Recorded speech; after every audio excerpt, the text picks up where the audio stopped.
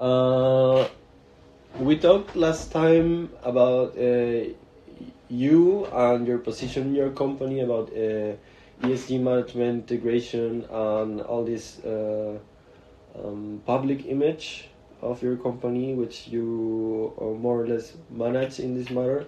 How would you describe the development of ESG strategy of your company the last couple of years since you started doing this? Like, how did it develop? So it has developed. It has developed from a risk-based system to a system that tries to actively make use of ESG as a value creation opportunity.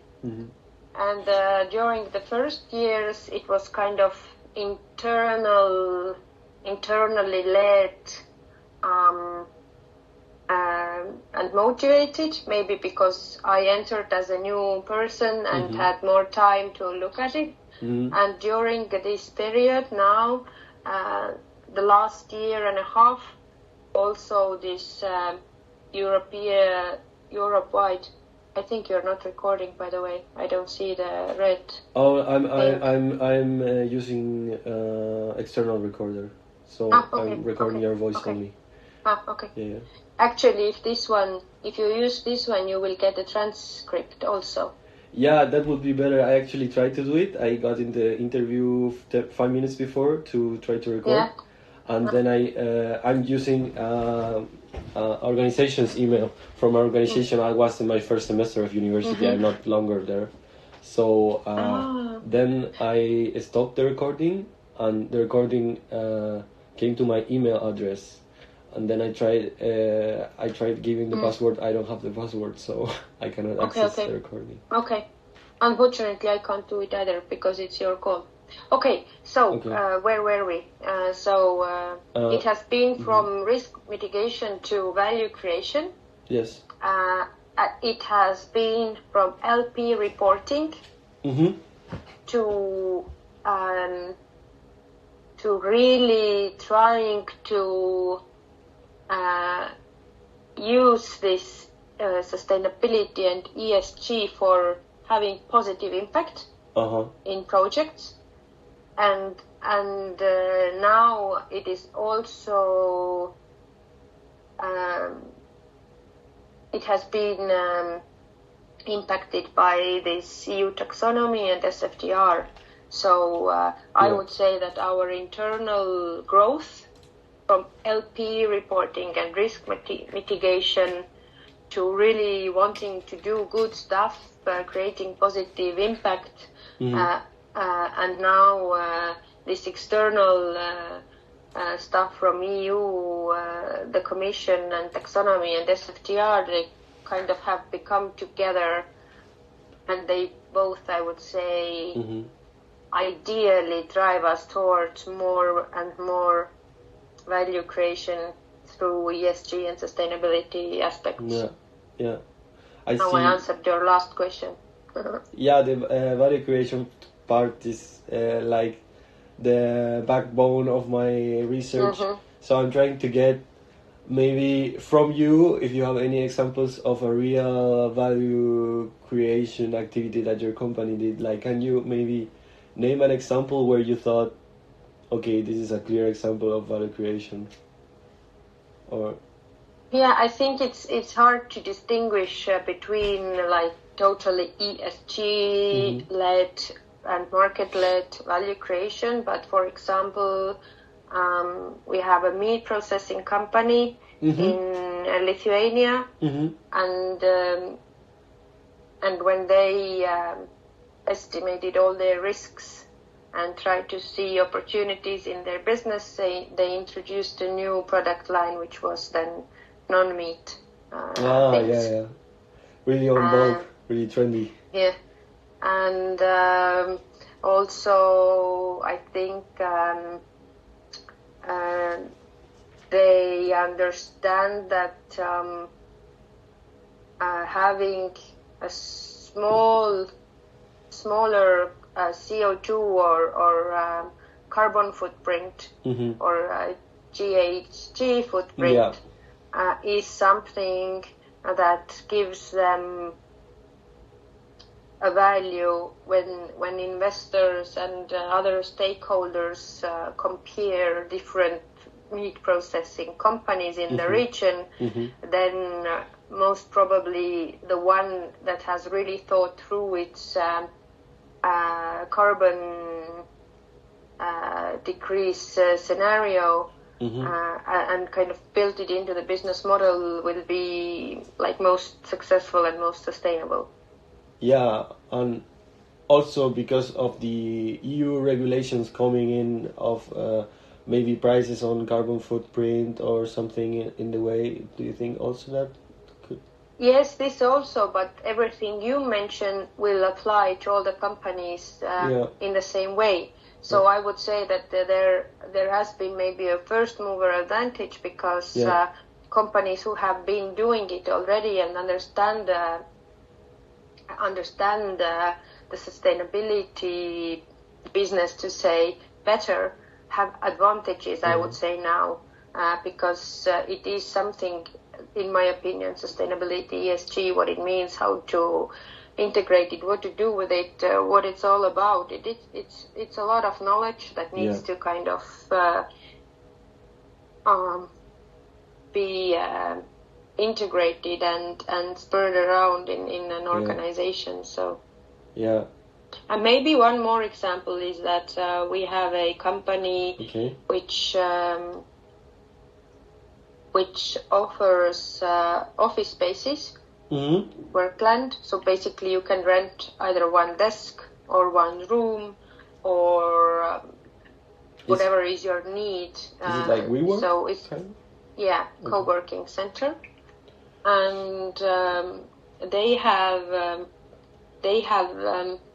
said that if you work with us, you will decrease your carbon footprint because we have this and this and this, like some special type of bulbs, green electricity. We only use we don't use like bottled water. We only have like very environmentally friendly solutions. So if you already are on board, you don't need to worry about your CO2 footprint. And if you like come to our business or our office, then you will cut your CO2 footprint by, I don't know, at least 20%. So these, I would say, are those business opportunities. And we have debated internally whether these are ESG created and related business opportunities or these are just business opportunities. So that's another, I don't know. Another questionable thing. Yeah, but I think it might help with companies who are like small or medium sized and don't have super sophisticated strategy or business plans and stuff. And then this is kind of like strategic thinking exercise for them. Who are we? What do we do? What do we do for environment? What do we do for people? And in this way, I think it brings out possibilities for the company and maybe often to the sector also. So maybe you don't see it as your business opportunity in the first place, but you see that the sector is moving towards some kind of, trend, and then you just need to hop in or hop on, whatever is the right word. No, I see, I understand what you mean. So actually I also can see one complication, which you also meant, that this is a lot of complicated knowledge which you have to integrate and see all together in order to practically use in the business. So have you ever, as a company, tried to financially measure how ESG integration can change or maybe improve the business, or are you maybe in a way working towards it? or? Honest answer is we are not working towards it. Why? I think it's not measurable. Okay. Because you compare situations that are not comparable, in my opinion, and building methods for methods' sake. I think there are too many variables, and it doesn't work out. And these are very case-specific things, so you don't have a large N to do any kind of, statistical analysis, or if you do, it doesn't make sense, in my opinion. That's why in my research I always, based on case studies actually, I never used quantitative methods, because I think in at least my field of research, now I'm just jumping a bit out of our interview, you can't, like in a reasonable way, quantify the data so that you will get some meaningful stuff out of it. I don't know if it makes sense to you or not, but I was researching public policy, and there you have, like if you want to compare countries and how they adopt some policies or what is included in some policies, then these are so context and country specific things, and they are not comparable per se. Hence you cannot kind of somehow build a model to explain some similarities or differences. And I think this is the same for ESG and financial impact. Of course, where you can kind of have a guess is in private equity industry, when you start to exit a company, you can kind of see if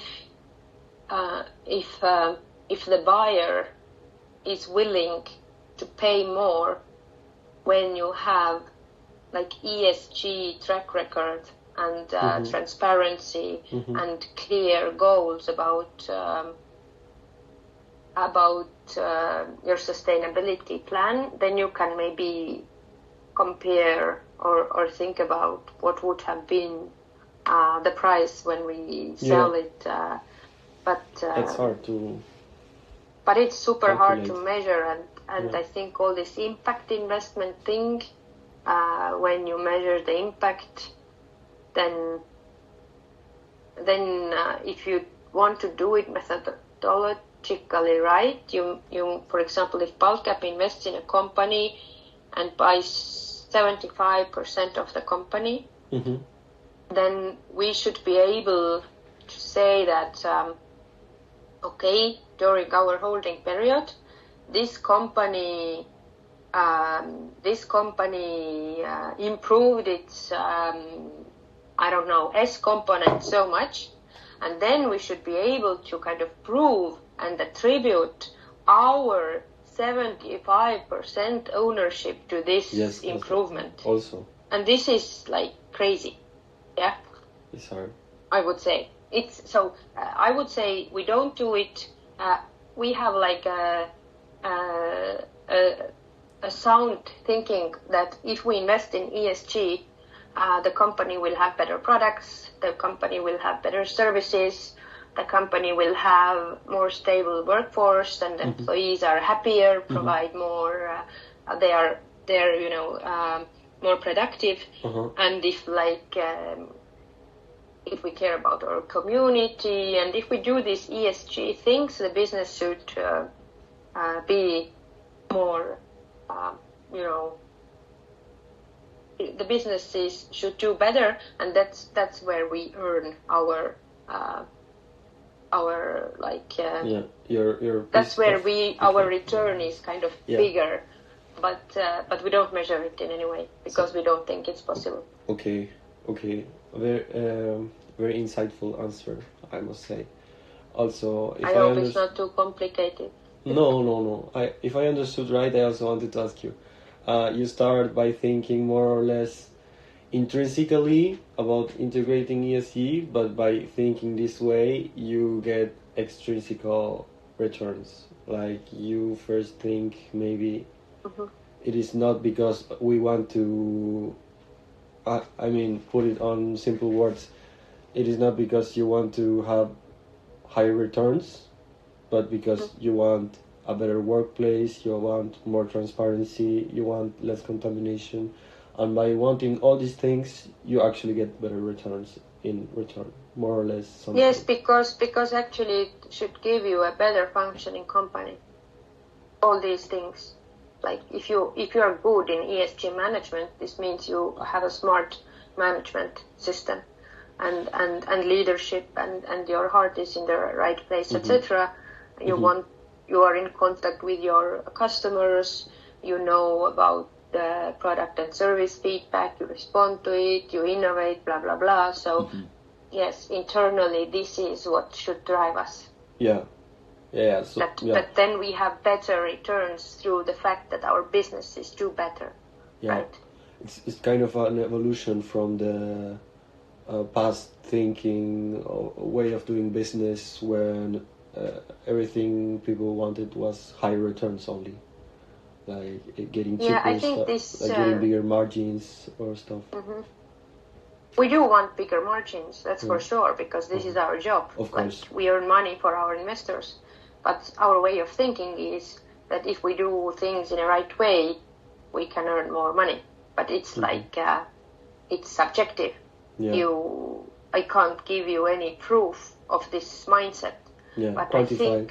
I think it is based on a mindset, and I think this is crucial in terms of either ESGs for risk mitigation, red flags, and reporting, or whether it's part of value creation. It's about the mindset.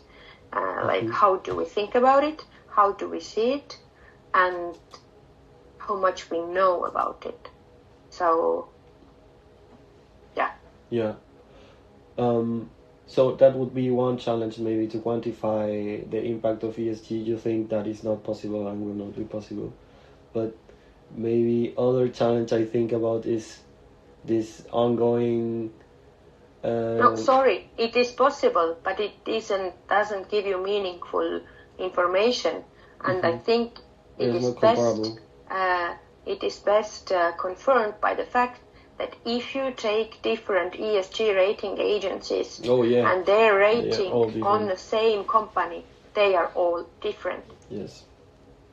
So that's what I'm talking about. Yeah. And as measuring per se takes a lot of resources, then I don't see it as a super meaningful thing, especially in a small market like the Baltics market. Okay. When you even don't have so many comparable companies, right?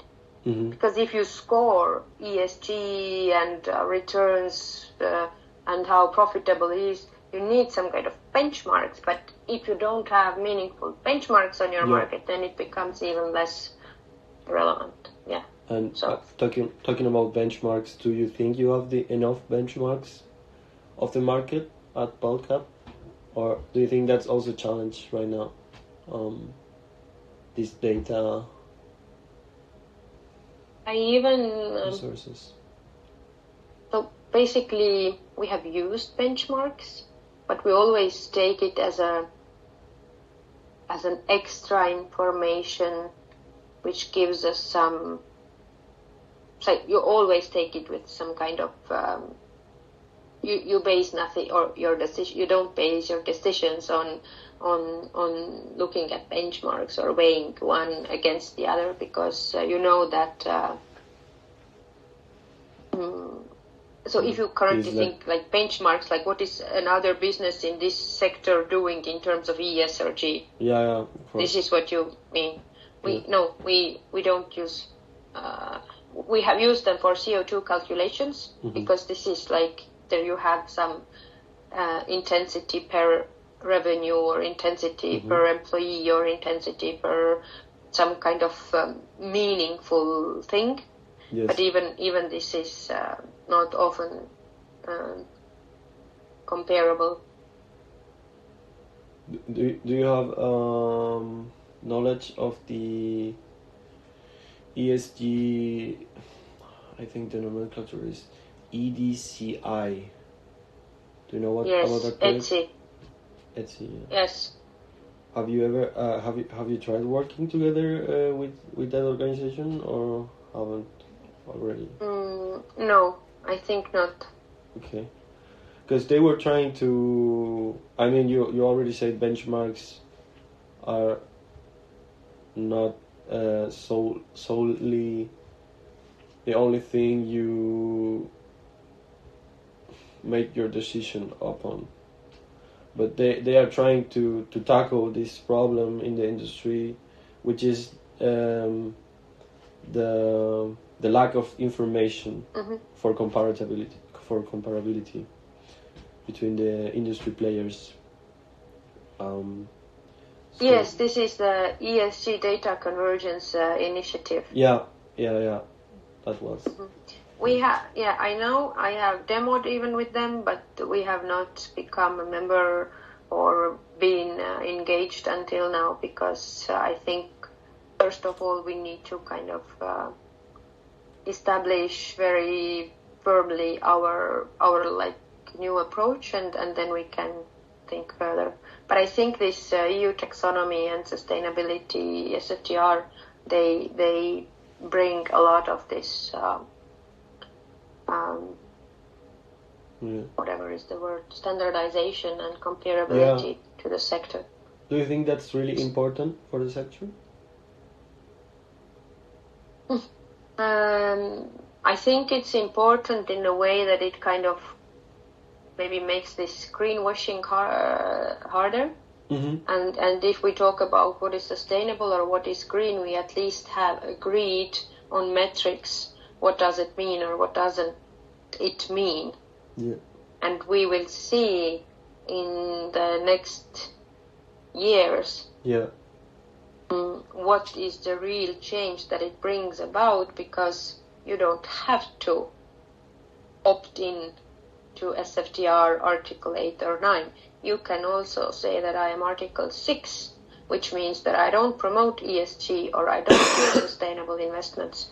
So we'll see how it will develop. Yeah. So you're not part of the Etsy, but you told me you're part for the principles of responsible investment. What brought you to that as a company?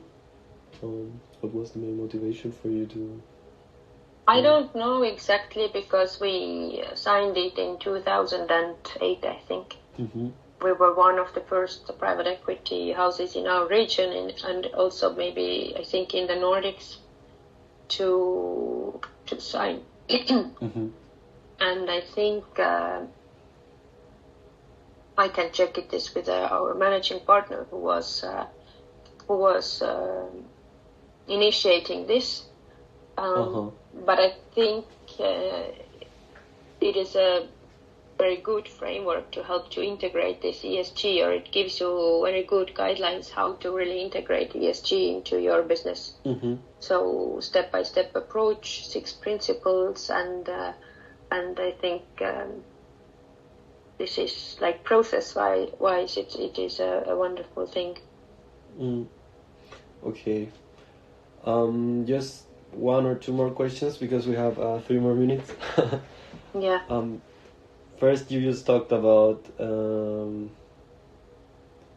this EU taxonomy and where the industry is going. So my question is, where do you think actually the industry is going? Where do you think the industry is going to be, let's say, in 5 years from now or 4 years from now? So as we talked last time, I look at it from the point of view of like administrative science or governance science, which kind of explains everything or anything that happens in societies as like cycles, and like you regulate something, then time passes by, the regulation brings some problems, then you deregulate. And then again the problems of deregulation pop up, then you regulate again. So I think it is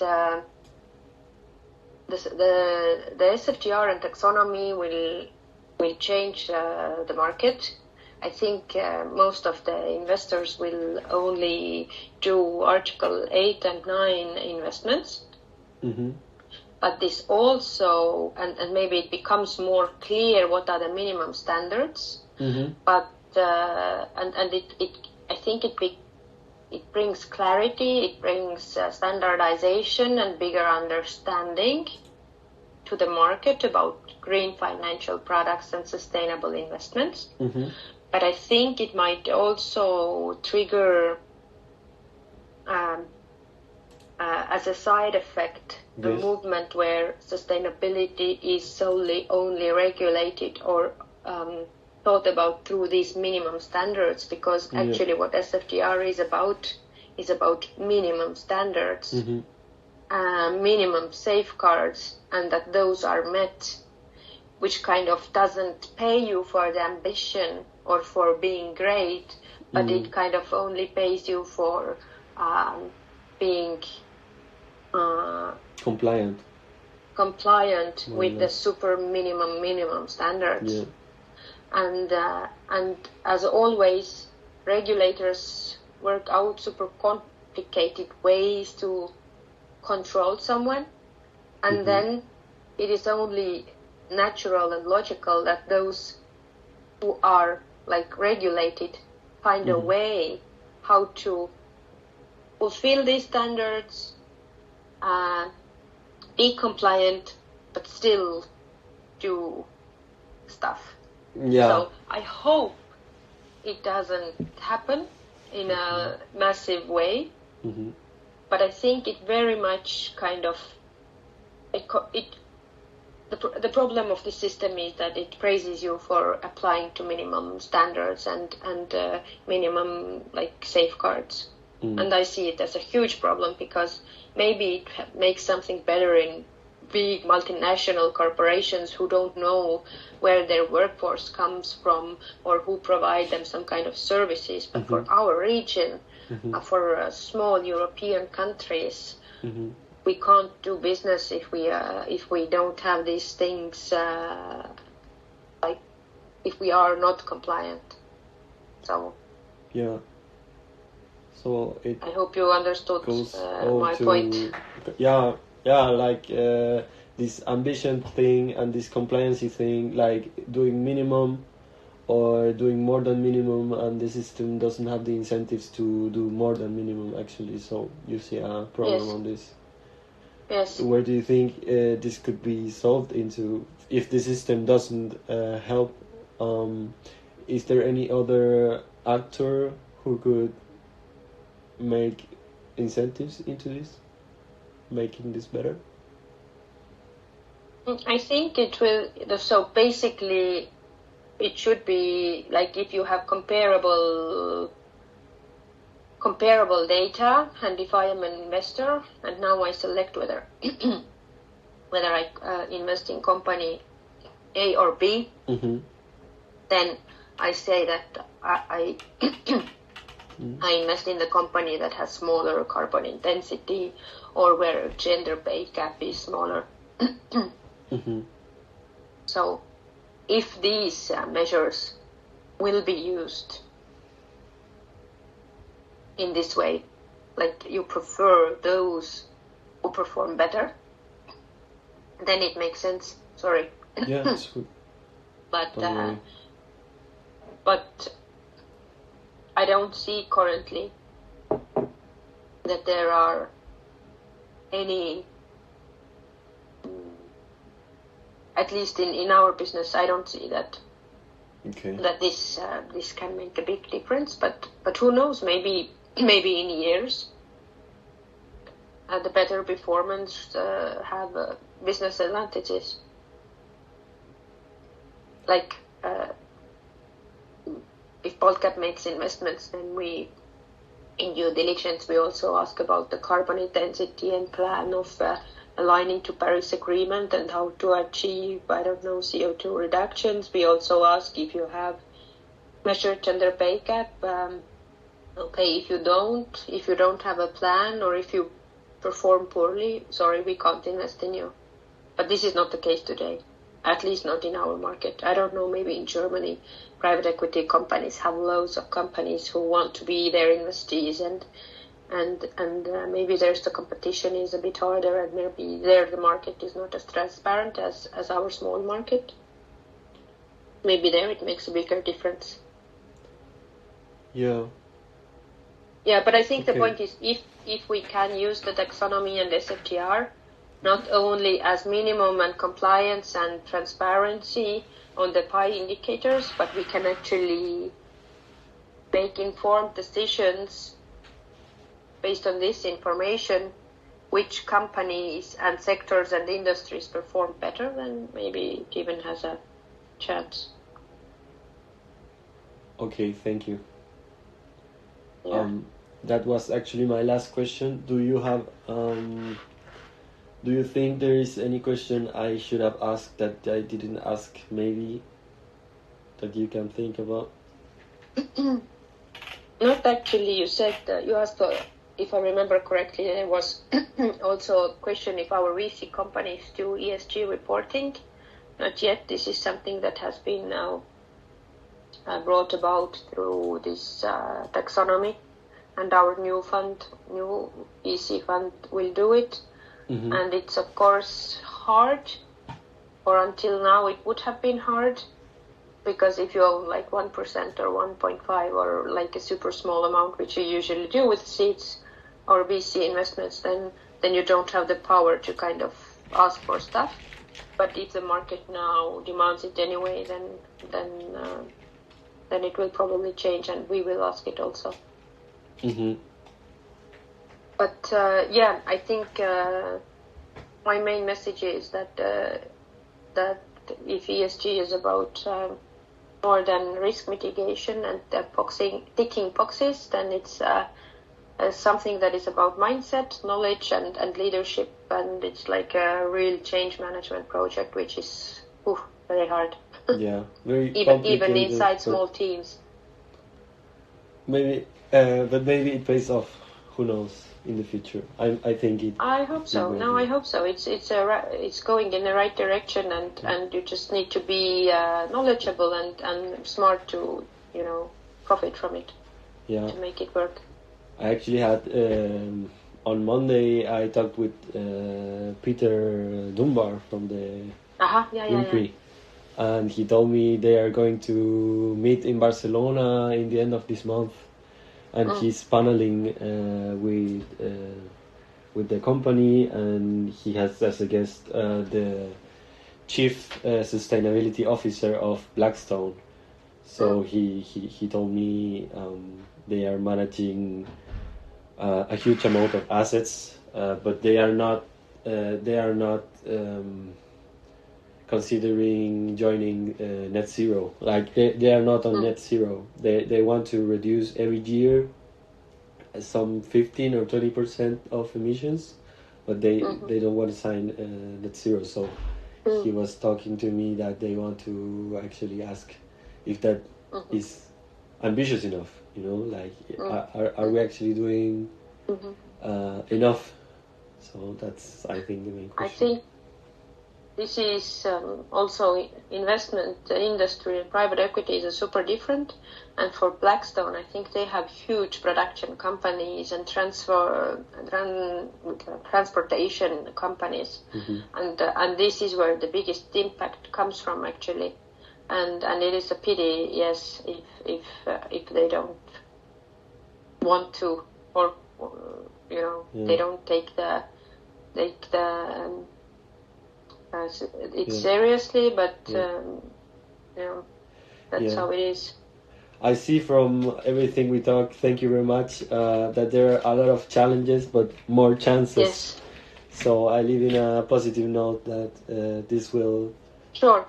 Perform better through the ages. So thank you for your time. Thank you. And sharing your knowledge with me. I'm going to send you something I should have sent you in the beginning, this data protection compliancy form, which I would need you to sign if you can the next couple of days. And if you have any other questions about the interview or the results, you can hit me up, write me, and everything. Okay. Okay. Rin, Thank you so much. have a nice one. Bye-bye. Bye. Thank you very much again. Thank Ciao. you.